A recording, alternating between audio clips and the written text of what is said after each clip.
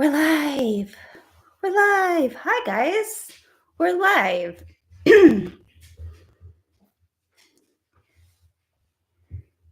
We have H70 Polo here and Danda's Junk and the 45th Clown. So welcome, everybody. Welcome to today's live stream. Hi, Bruno. You ready? Yeah, you are? Okay. So what are we doing today? We are going to be dissecting the suit. I was waiting to do this until I got a suit that I wanted to work with. And now we have one. Hi, Toby. How are you? You heard I was live and you wanted to come say hi? Okay. Why don't you guys go play? I can't think it straight.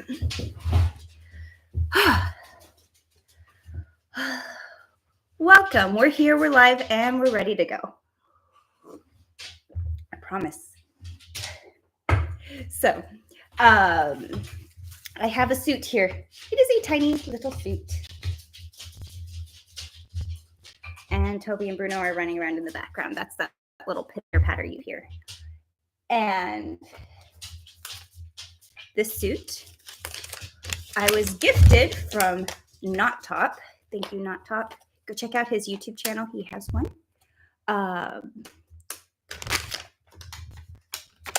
Left me a note, says, hi, Odin and Felicia. Odin's not here today, but it's okay. We'll skip his part. Felicia, I thought this might be a fun option for your suit dismantle project. If not, no worries. I'm sure you'll find a creative use for it. Keep up the good work. Great job on your latest mermaid project. Dave from Not Top. Go make something. Thank you. This really means a lot, and I appreciate it. So we have a suit, and I was going to go through each piece that we have, but I just want to talk about everything and get into depth with it. So I'm limiting myself to talking about the tie today. So we're going to start from the outside in, top to bottom from the suit, and we are going to start with the tie. And this is a tiny suit with a tiny tie. Look at this. I love it. So we get the flavor of what a suit is. What is a suit? A suit has a tie. What makes the essence of the tie? It needs to have the long pointy part and the little triangle at top. How did we get here? That is the question that I find the most fascinating. But I didn't think it was quite fair to dissect this tiny tie. So I got another tie that was on its way out to be donated. I think there may even be a stain on it. So I do not feel bad ripping it apart, so that we can rip it apart and understand a little bit more about the tie. So I am going to push this guy aside, and I'm going to take that. Thank you. So a couple things I want to keep track of are the number of seams and the number of pieces. I'm just going to put little tally marks so I can keep track of them, because that kind of, every time you add a piece and every time you add a seam, it adds to the cost of your project. And the more things you have to think about, it can save you money and it can also cost you more money. So you just got to balance these things out and pay attention to what they are.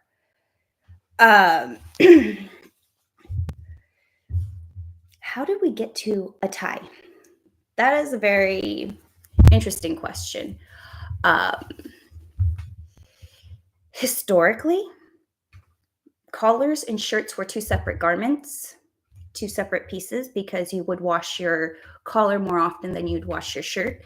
And you have to tie that collar on. Practicality. It's not the original of a tie, but it's the beginnings. People would use lace cravats, and even that is more of a modern term. But handkerchiefs.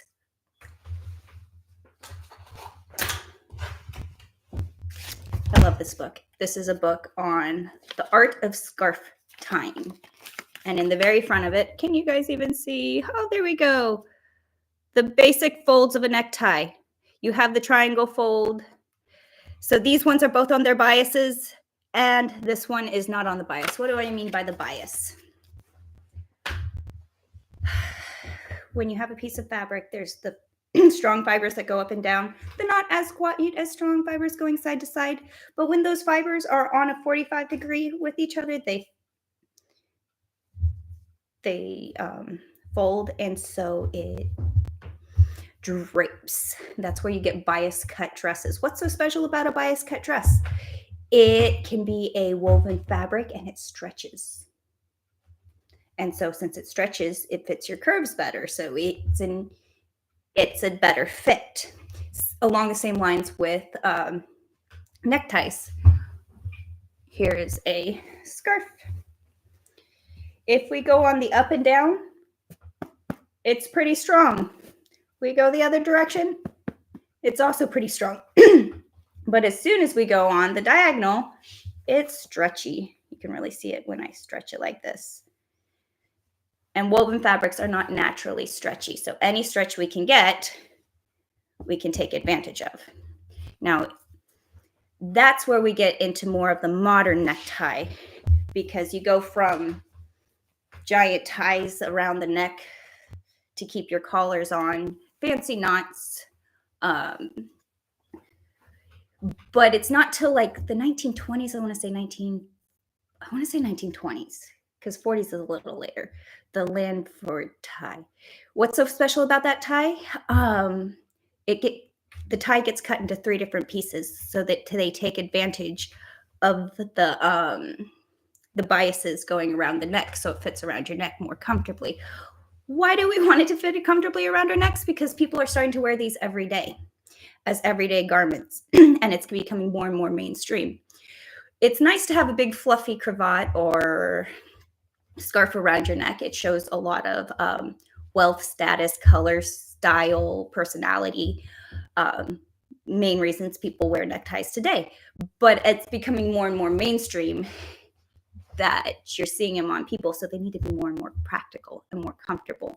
And when you break the tie up into 3 different parts, you get the best of the bias going all the way around into your knot and down. So I think that's like where we get the modern necktie versus just something to wrap around your neck for fashion. But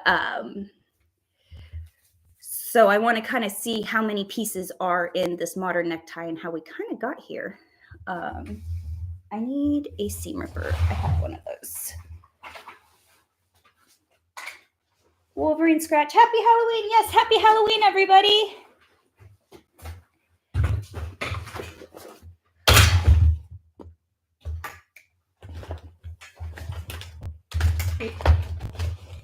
Aha, my seam ripper.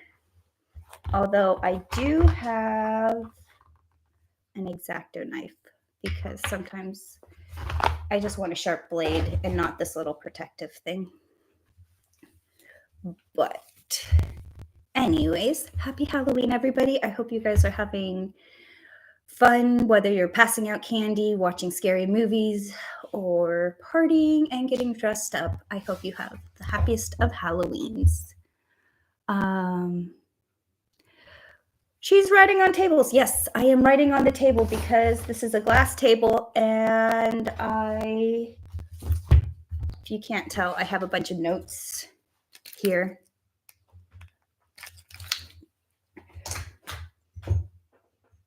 It's a glass table. I can just wipe it off. It's a dry erase marker. Helps me get my thoughts out. I can draw it directly on the thing. I can pattern out the sketches. I like working off a glass table for a reason. Yeah, right over here was my notes before we got started.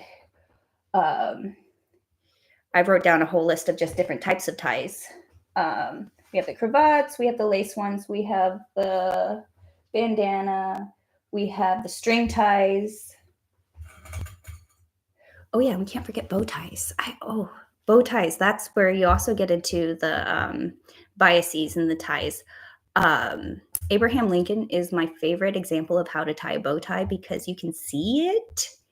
He does it in the most sloppy way, and I love it because you can see how to tie it. Bow ties do not naturally tie perfectly. There's a reason that clip-on ties exist, and they look way more crisp. I'm just saying, from somebody who's tied a lot of ties, a good bow tie just Clip-on ties are easier, but there is an art to tying a bow tie. Just getting a bit of audio scratch. Maybe check the connections. Okay, make sure. How's that? Is that any better? Okay. It's scratched because she's getting demon haunted. Possibly. I could be. Beware of the wolves. Wolverine scratch. Y'all learning right fabric types are status of wealth. I should know. My wife is Turkish. Oh yeah. Fabrics have always been a wealth status symbol because honestly, people used to get their clothes woven, manufactured all locally. So when you get into the fancy fabrics, they're exported. They are mass manufactured. Once we get into like the Industrial Revolution and fabrics become more widely accessible, we start to actually get into what we know as a modern tie because people start wearing them. Professionals start wearing them. But it needs to be practical.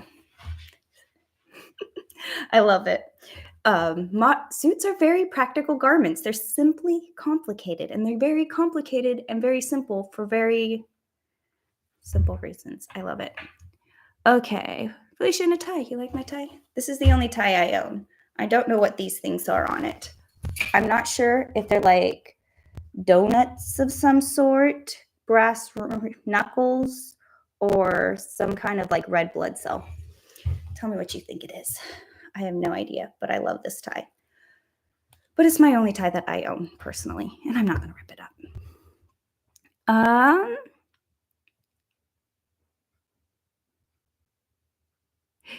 Just notice my skeleton chair. That is spooky. Yes, I'm a little bit in the spirit of things. So anyways, I've been talking on, and I haven't started ripping. I have this, I tied this tie. Look at how pretty it is in the back. We never see this side of a tie. We usually only see the nice square neck tie. Now the question is when you tie a tie, do you like one dimple or two? I used to like none, but I'm on the side of two dimples lately. But there's no right or wrong answer. It's just a preference of taste. So there are no visible seams in the front. It's not till we get about halfway down that we get a seam. So this is not quote unquote a Langford tie. It's not in 3 sections. It's only in 2 sections. But the whole thing is at the bias. And I know this because this is a striped tie. And striped ties are a little easier to make sure that they're on the biases. So I am going to start with ripping off this loop and this tag, and those both count as seams because they have to get stitched. Now, the seam doesn't go all the way to the front. You can only see it on the back. So that means it either has to be done in a previous step by hand or pre-thought out. So you can't just 1, 2, ooh, and it's stitched inside of this center seam. So even if you rip it on both sides, it's not going to go anywhere. So there are 3 seams just for this one little piece, but I'm only going to count these 2 because these are the 2 I ripped out. So I don't need the rest of this. 1, 2 seams so far. Let me rip this tag off. That's 1 seam.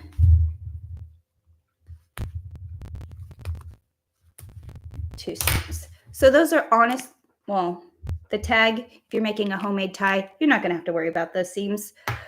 But so you can mentally not have to do those, but just keep it in mind. This is a tack. It's not actually, what am I looking at? This is terrible lighting. See this right here? This is stitching. That's not a seam, but it's a specialty stitch that is separate. So the tie is not stitched together up until there. It has a lining. That's how this edge is finished. But this edge right here is hand stitched or blind stitched on a blind stitch machine. But if you don't have a blind stitch machine, you have to hand stitch this seam that goes all the way down the center of the tie. So, and it starts right at that little tack. So I'm not going to count that tack as a separate seam, but mentally, you have to think about when it gets put in. All right, I'm going to rip the seam out. This little tie bar was stuck in this seam, so it doesn't have to have its own third seam. But that is one piece we just pulled off, so I'm going to put that on the number of pieces, 1. Got to keep track of this.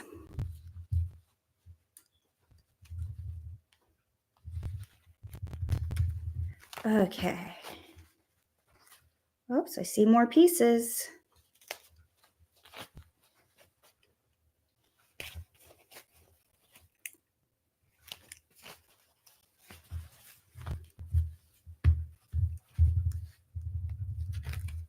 Let me wrap this. I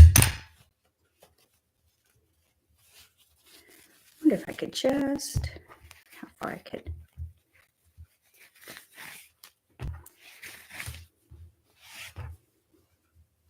I just pulled that string out instead of ripping it into little pieces. And now that seam is opened up. So now we have, oh, that's cheaply done. They didn't even stitch it. They just laid the lining on top of itself inside this tie. But I have this piece of interfacing or interlining. It's kind of a heavy, thick, the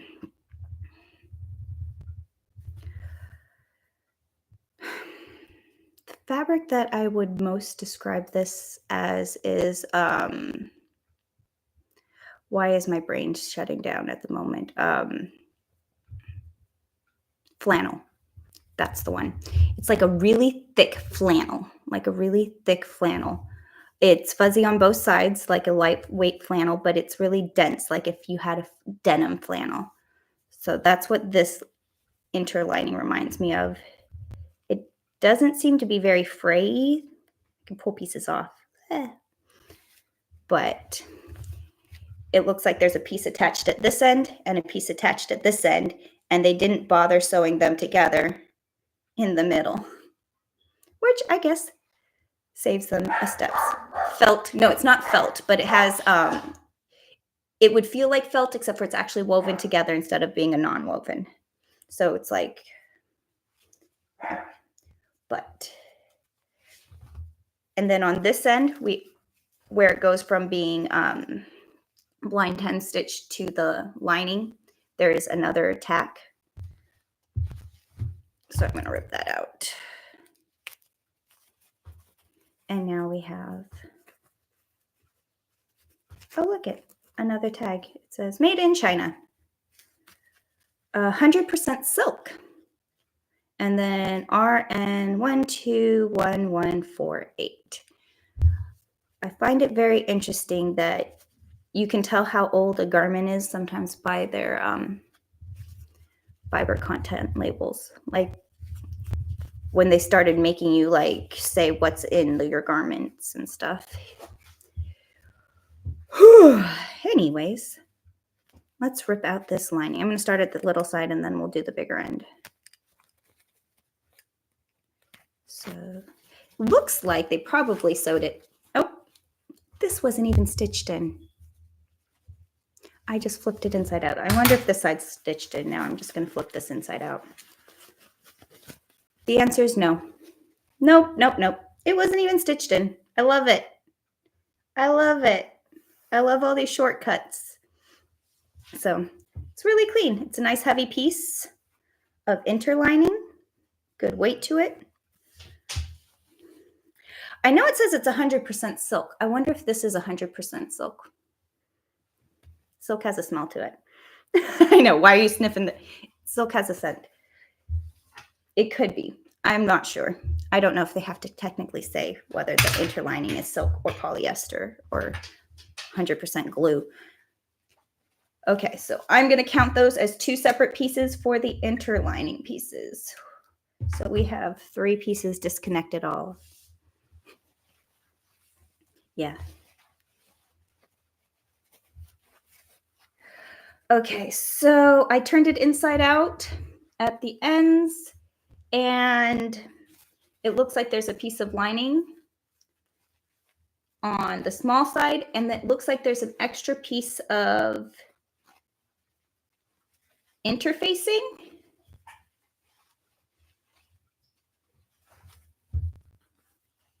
On the larger side,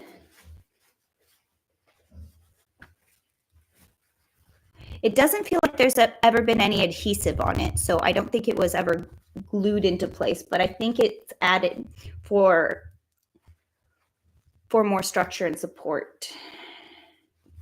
Interesting. And it is on the 45-degree angle too. And there's a lot of wear and tear from this piece. So I think this being here probably does protect our main outside fabric. So I'm up to 4 seams and 3 pieces.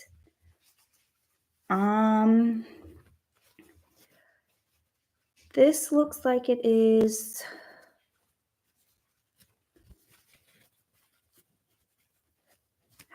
interesting how they do their corners. Hold on, let me see.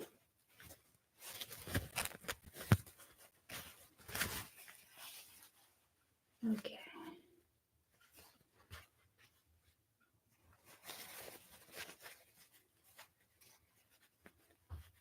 Huh.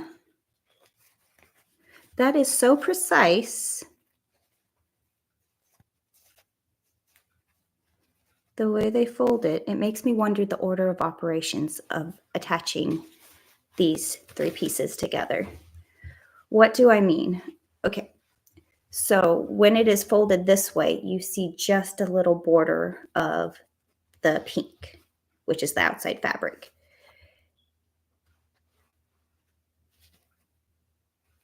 In order to get it to lay there when you like press it, there's a little stitch right here that they have to sew, a little mitered corner. And then at these corners, they have it folded in. So they probably do this seam first, and then this side, and then this side, and then they stitch up the edges and flip it. So, yeah. Yep. So there's a seam right here that you don't even think about. This is the point of the tie. And then, yep, that seam was sewn first. It has a much tighter seam. It has about 1, 2, 3, 4, 5, 6, 7, 8, 9, 10, 11, 12, 13, 14, 15, 16 inches per, that's less than an inch. That is, about an eighth of an inch less than an inch, and 10 stitches per inch is pretty dense.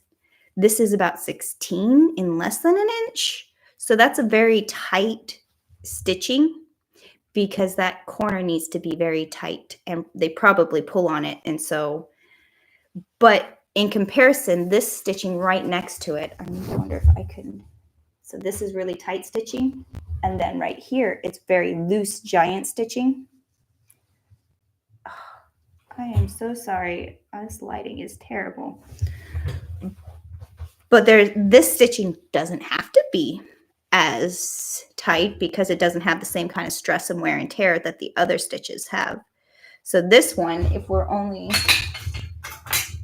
counting an inch, 1, 2, 3, 4, 5. 10 is just regular, normal, nothing special. 5 is very loose, kind of on the basting side of things. And 16 is very dense. So if that helps you keep it in perspective. So the tip of the tie is 1 seam, so I'm going to add a tick for that, and then I'm going to rip it out.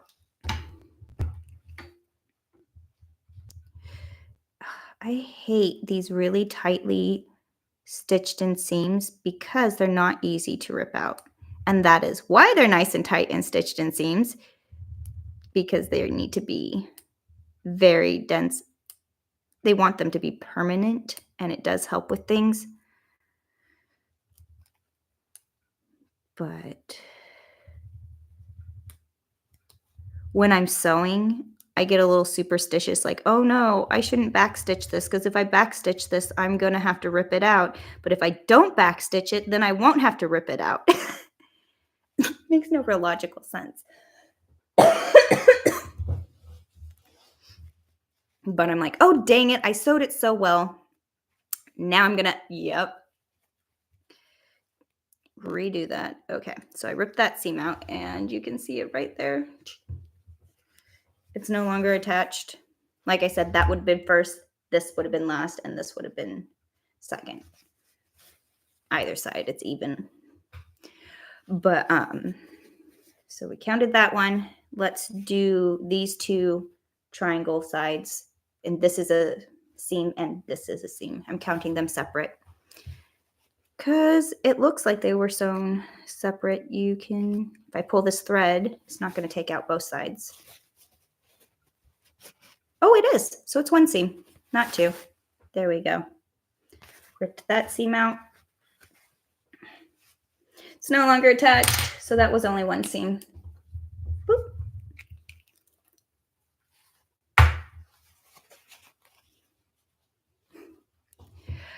H70 polo. I doubt that filler is silk.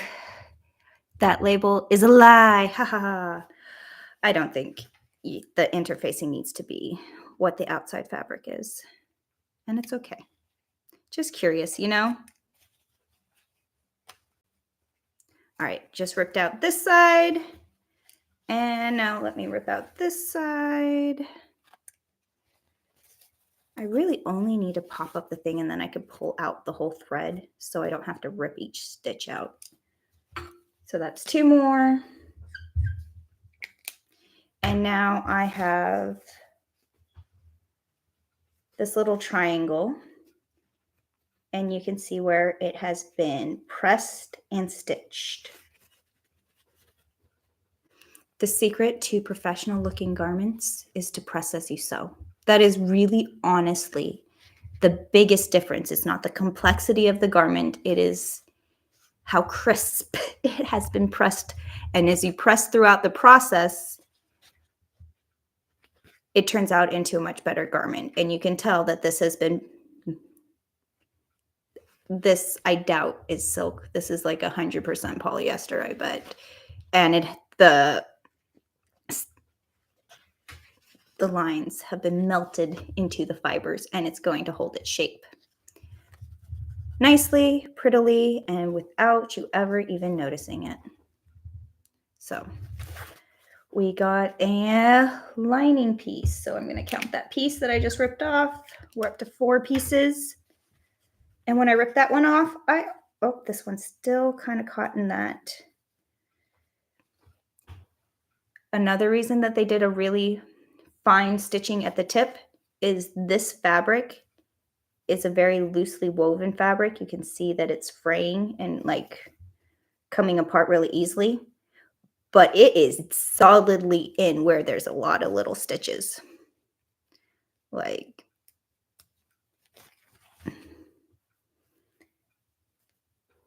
that didn't go anywhere despite the fragility of this fabric. So I think that's a very interesting use of stitch length. Oh, look, we have a little ghost tie here. Still in its shape. Ooh, spooky tie. I'm just in the spirit of Halloween, apparently. But, so this looks like it was an interlining for the fabric to give it more structure and support. So I'm going to count this piece. We are up to 5 pieces for one tie. For just being a little piece of fabric you wrap around your neck. Huh. All right. Let's rip this piece off. Oh, it also has the really dense stitching at the tip. And it looks like it was definitely pressed.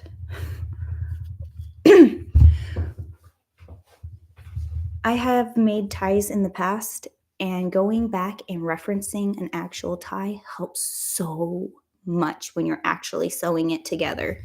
Like seeing how they press this so that when you flip it inside out, it gives you that nice little border and that crisp little point, because that is the most important part of a tie, that you need it to be perfect and pretty. Granted, people usually skimp out on the back part because you can just tuck it in your pants or whatever, but don't see it, you hide it. You know, like if you're going to get one point right, you get this one right, but you also practice on this side before you do that side. But I'm just saying, referencing and how they do it really does help. And sometimes you don't know the questions to ask until you are there and you're like, oh, okay, that makes sense. But it looks like they do. So the point first and then did the edges. Let me rip that out.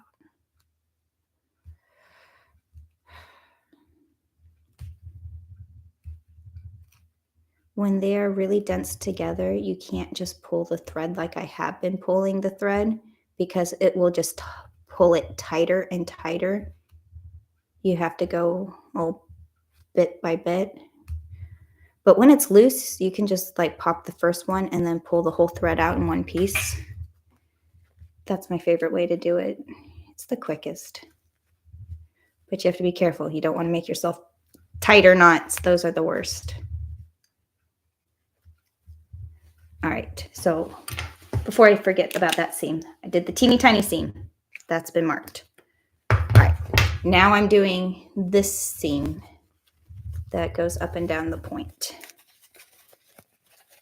And it looks like it's, yep, they do it separate from the edges.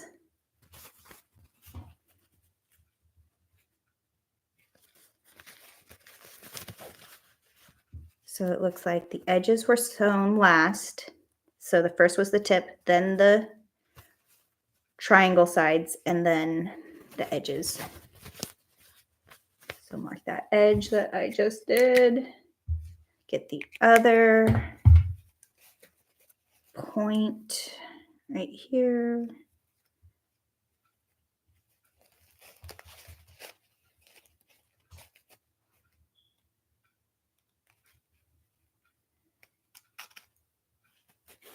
All right, that have the points. I have this side, and now, oh, there's the tag. I counted the label. I'm not going to count the tag as a piece, but on a spec sheet I would. Okay, let me rip this seam out. Okay, that is an interlining piece. Let me count that. And I don't know if I counted all of the seams for this. Oh, well, I'm going to count one more, and if I go back and rewatch it, I'll retally my counts. Okay, let's see. We have,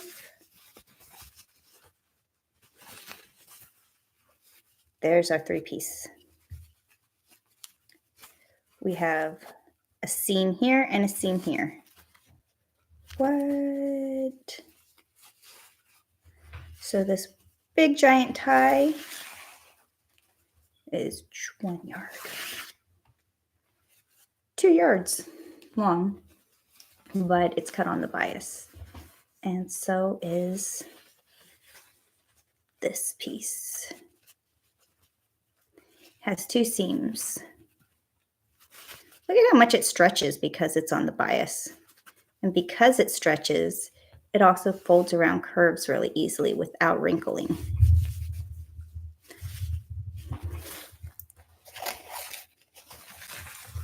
So let me rip out, start from the little end.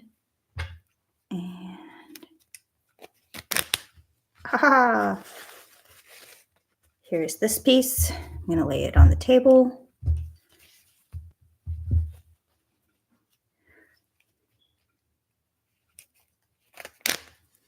Here is the middle piece. It is very trapezoidal looking. Find it very interesting that it is stretchy, like the way it stretches.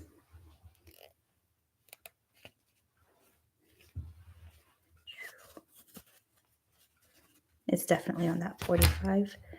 And so that was 2 more seams and 3 pieces.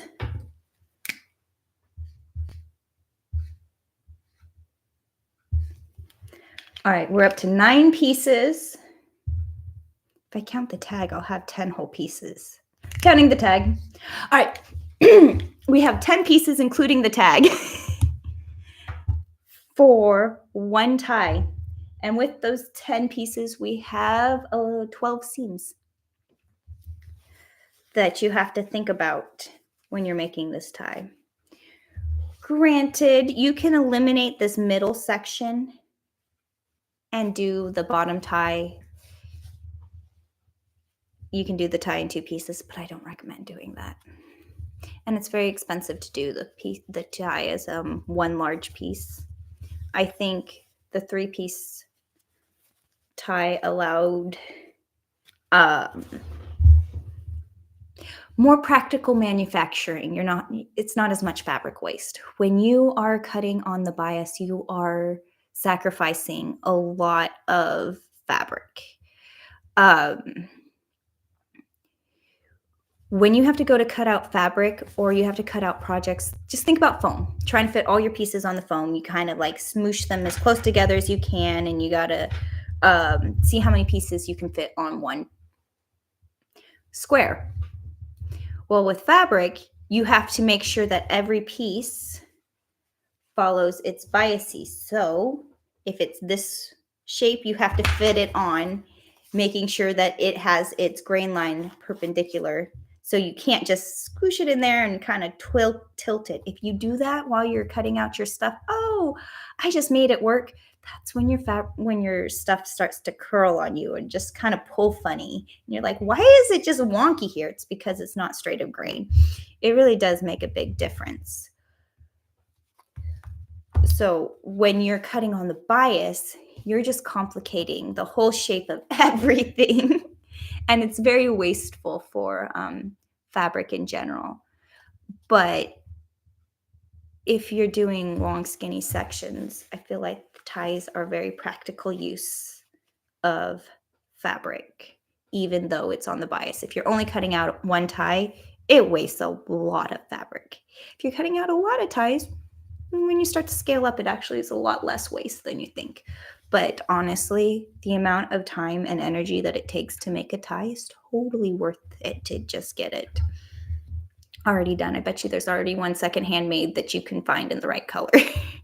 But there is, I don't know, like I do like ripping things apart and figuring out how to put them back together again. So I find it fascinating. And because you guys are here, obviously you guys do too.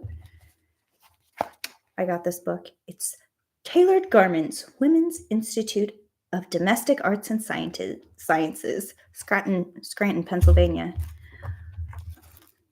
Oh, that's very nice paper. Anyways, we are getting into Where is it? Where is it? Men's and boys, right here. You know, I could have these things figured out. Ah! I did for other sections of the suit, but not the tie. But I find it very interesting to find instructions on how to do these, and especially these really old, detailed ones from 40 suits. Like, look at this. It shows, this is what I'm talking about when I'm talking about lining it up on the fabric, and you have to make sure that it's on the grain line so that it falls the correct way. Now, take a tie and go straight across this at the 45-degree angle. That's going to waste a lot of fabric. Break it down into 3 pieces. It's more manageable. Do multiple ties out of the same fabric. Way more practical. So now that we have this tie all in pieces, let's see what makes this little tie a little tie. Like, how do we even get into this thing? Because it is not knotted. It is not tied. I don't think I could untie this if I wanted to. Wait, maybe I could. Let me see. It is tied. Okay, so it looks like there is a looped piece of fabric making a little cone at the top that has one seam stitching these 2 pieces together. And then because this is a loop, they just pushed this piece through.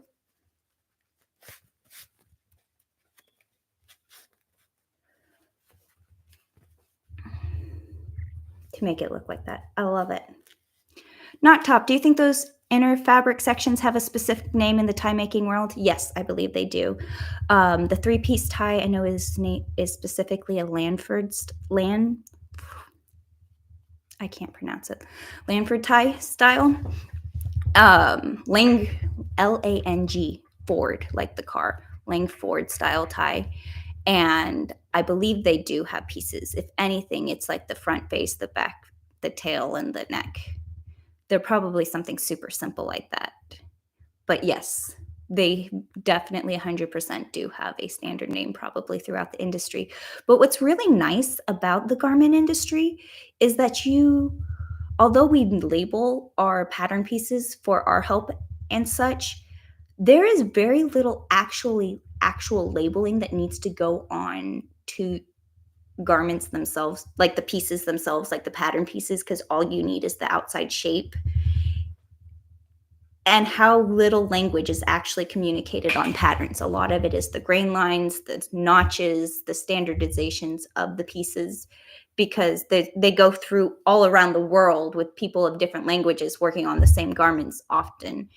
So the communication of how we're going to sew this is communicated in notches. Yes, people label the pieces, but I find it fascinating about how little you actually need to put on your pattern pieces. Yes, they need to be labeled, and everything needs a piece, and it really helps you keep things straight, but just random. Anyways, so let's compare. Let me put this over here, put a line down. Seams to pieces on this little tie.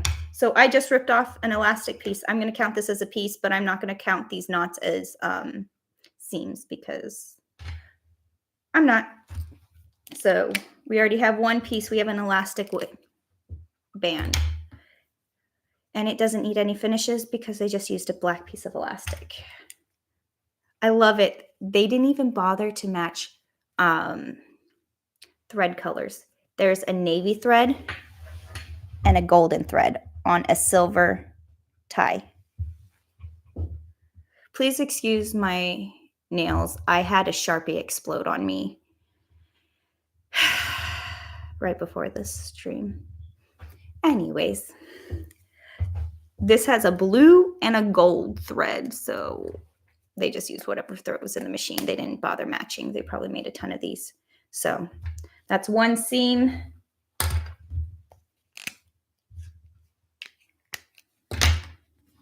And this little piece that they did is on the bias. And it looks like it has a little piece of interlining. Oh, Interesting. The interlining's caught on the blind hem. I wonder if it's because of the blind hem machine, if the thick interlining keeps it from catching on the front and it gets held in place. I wonder. Because I know this isn't done by hand anymore, but it, like, if at home you can't get this stitch done on a home sewing machine. But they at least match the fabric, the threads a little better. One's gray and one is a light gold. So that's another seam. Oh, I love it. You can totally see somebody's pen mark right there. Somebody drew on this when they were making these. I love it. So we just did another seam, which was the inside seam. Seams and pieces. And now we already counted this as one piece, but now we have this piece. So I'm going to add this two pieces. So we have two little pieces. These are both on the biases. This is the same feeling interlining as the silk tie. Yeah, this isn't silk. The interlining's not silk. It doesn't smell super synthetic.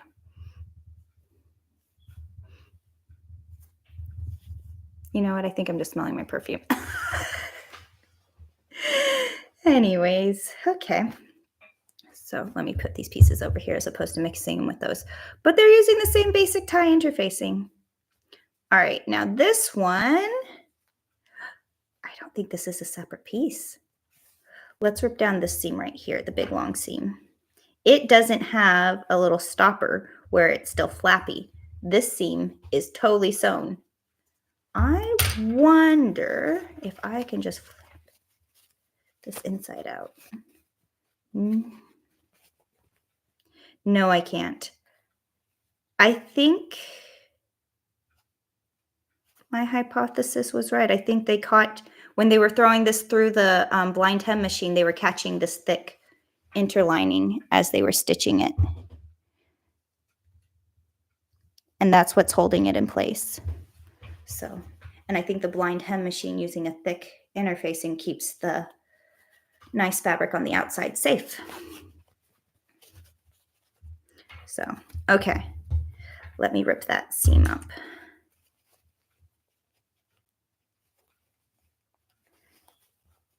On the very end, they have a tight stitching and they back stitch it like it's really densely done.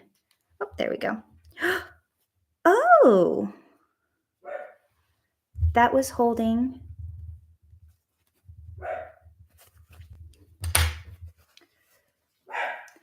At the very end right here, it was very tightly stitched for just a little bit where it was holding this little piece. What's this little piece? This little piece, instead of having all of that fancy interlining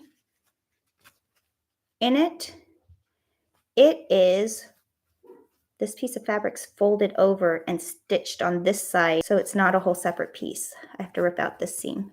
So I'm going to count that as a separate seam because that actually was just at the end.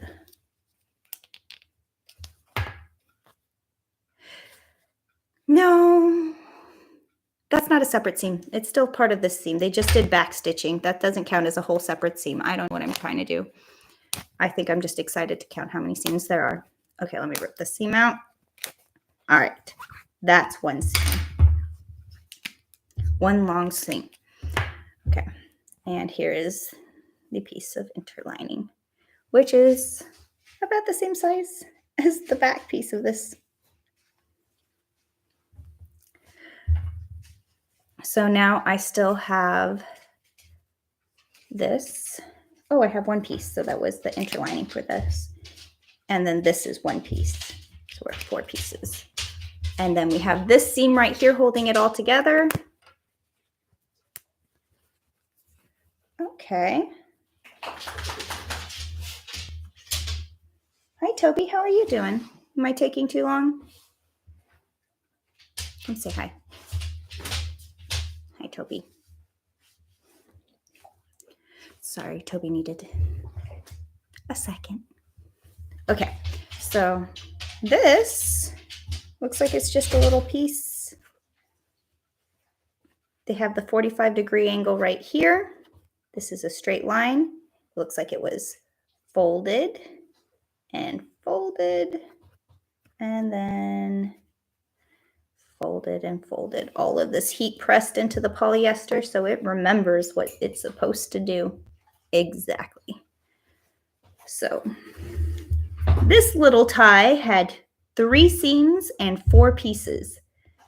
This ink didn't have any labels or tags or anything to count in that. It didn't even have the loop on the back or the back little piece on the tie. So the simplest version, 3 seams, 4 pieces. A completely standard tie, there's 10 pieces including the tag and 12 seams including sewing the label on.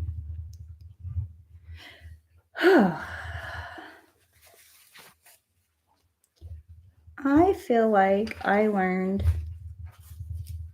a lot about ties by ripping it apart. I'm going to lay this piece flat.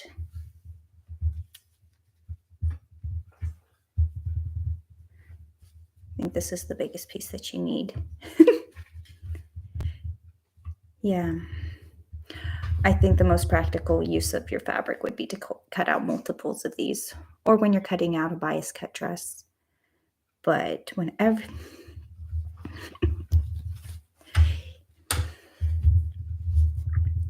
Interesting problems. Okay, so we've been at this for about an hour.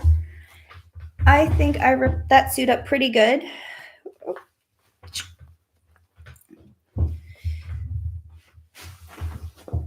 I think I covered almost all my notes. I didn't go into different knots of ties or how to tie a tie. And I didn't go into, what was the other thing? Oh, tie accessories, my favorite things. All the different types of tie accessories. There's tie bars, tie pins, tie chains. And most of those purposes is to keep your tie from shifting around and in its place, and also not from not leaning into your food when you're eating, so it doesn't get... So tie, yeah, bars, pins, all the different creative ways that you can keep your ties from ending up in your food. But yes, Dan does jump. Thai food does sound delicious. Yeah, tell me if you've learned anything new from ripping into this tie with me. If you have any questions that you still are kind of wondering about, because I love deep diving into this kind of research and I don't mind going and finding out more information.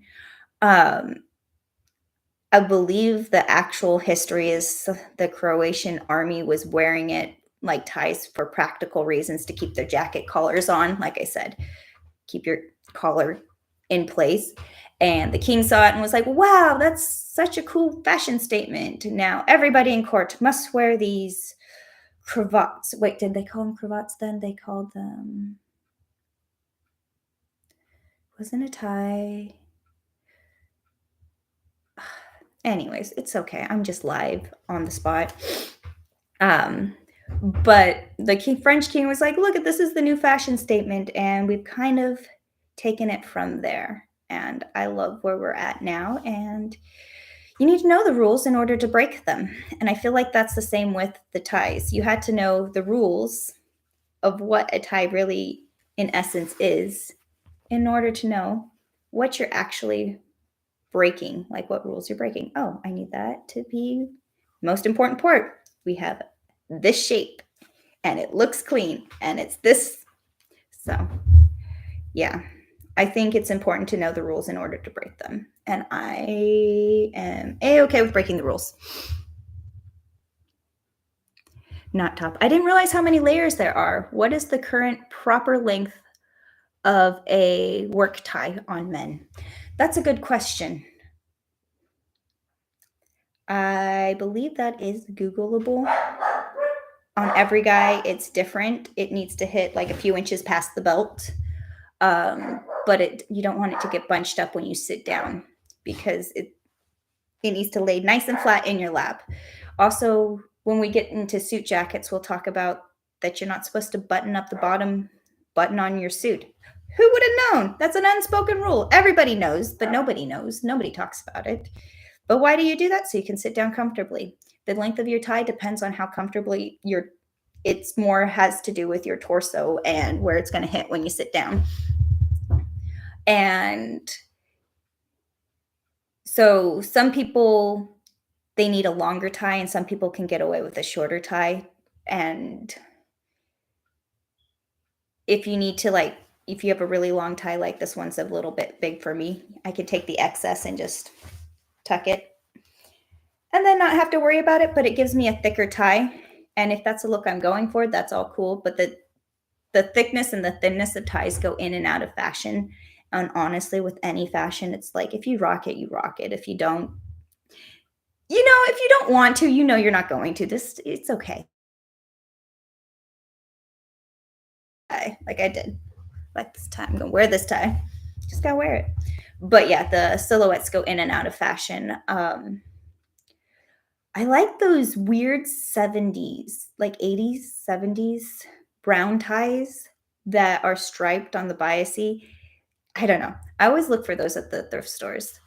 But I find it really interesting of how many characters and styles and things you can do with a suit by just switching up the tie, taking the tie off, changing the color up. Yeah, anytime we did politics or things, you start to go into the solid colored ties. Anyways, I find it very fascinating. Big Bob's Props, I have lost you. Oh, am I going off on a tangent? Back here. But yeah, I think I expected the amount of layers that were in a tie. Like I said, I've made ties before, and it definitely helps having a reference tie. I love reference images. What I found really interesting is that they didn't bother to attach the front and the back interfacings. But looking in the silver tie and looking at the blind hem machine, it makes a lot of sense. It's going to stay in place as long as it's overlapped and it's not very bulky. And it's covered up by those seams. Like, I can see totally why they didn't even bother to attach those pieces.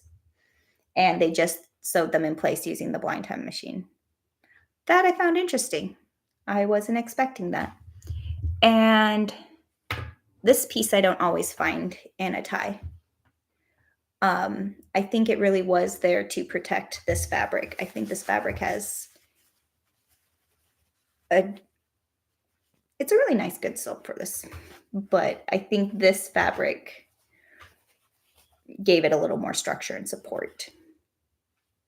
So anyways, this piece was a bit of a surprise, and the fact that these pieces weren't connected or attached in any way, they're just kind of floating in there. I did not expect that. Okay, so this time we did the tie. I still have this whole suit here. Next time, should we do the jacket or the shirt? I kind of want to dig into the jacket, but I feel like the shirt is the foundation to the jacket because